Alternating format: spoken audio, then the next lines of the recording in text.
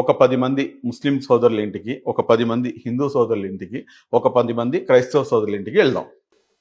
10 మంది ముస్లిం సోదరుల ఇంటికి వెళ్తే మీకు ఖురాన్ దర్శనం ఇచ్చింది. దాంట్లో నుంచి వాడు చదివినా చదవకపోయినా వాడు కనీసం ఇప్పుడు మీరు దీన్ని ఎలాగైతే షోకేస్లో పెట్టారో అలాగే షోకేస్లో అయినా కానీ పెట్టుకుని ఉంచుతాడు.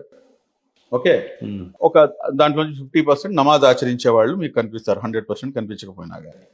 ఒక 10 మంది క్రైస్తవుల ఇళ్ళకి వెళ్తే 10 out of 9, 9.5 అంటాం కూడా తప్పు కాదేమో అనుకుంటాను.